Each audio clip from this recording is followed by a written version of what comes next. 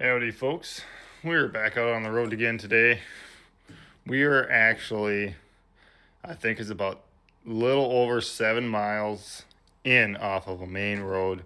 We are back out in kind of, it was basically like a goat trail. It's almost the same width as my service truck coming out here. But it was halfway plowed. But we're out here doing those new Gator pips for the parking brake. Again, we have quite a few of them to get done.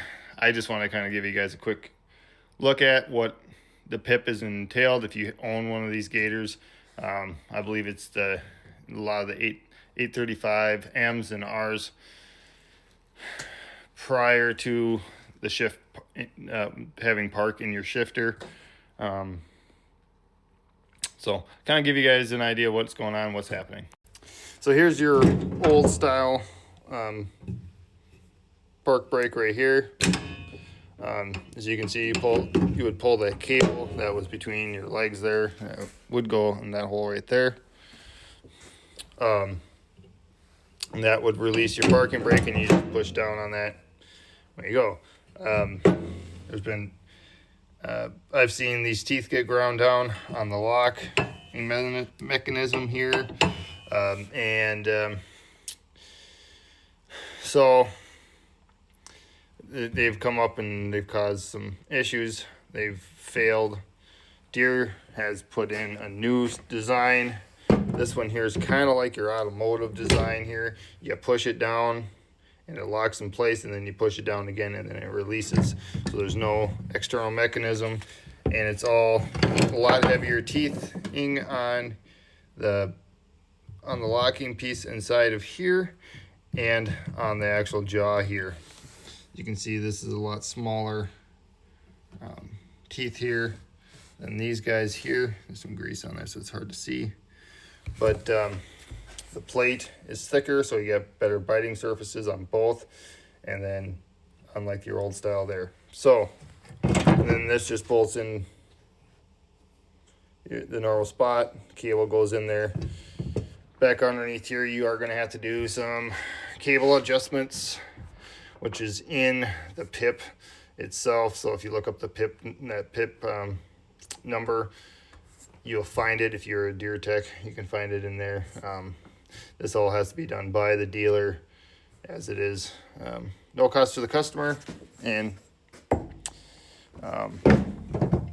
a safety concern. So let's get her thrown in. So now we got the new one here. The first thing first that I like to do, and it's kind of what you need to do, otherwise you're kind of monkey yourself, is you're going to hook up the park brake warning switch here. So if the park brake is engaged, so one on the middle and one on the bottom. If this, oh, come on. My mount is not helping me at all today. Okay, so we have that in place, and then it's going to loop around the backside here. You got your little Christmas tree zip tie holders. There's a hole here, but there isn't the second hole. You can run it through this hole here, and or you can just here and then kind of loop it up and zip tie it up inside of here. It's what I've been doing with quite a few of them. Have not had any problems or concerns to mention, so that's probably what we're going to end up doing here.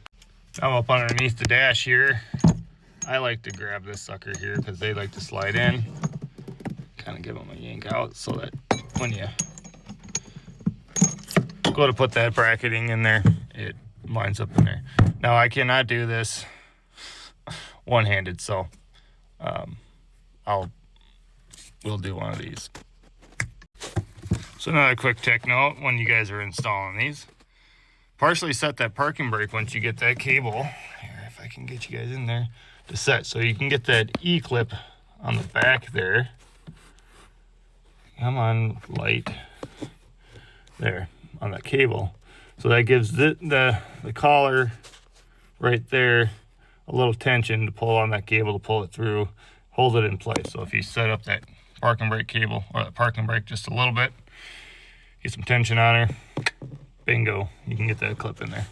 Just like that, you got her installed. Now the other fun part is fighting to get those bolts up into there, and then once you get it in there, I usually, since I leave this set, because then I can set my long needle nose up underneath here and I'll hold it up in place. And then you can start the nuts through. Oh man, tight quarters. Down here, so you can see them holes. So yeah, you gotta move the fuse box out of the way to get to it. On these, you can see the two open holes there. That's where the bolts come through.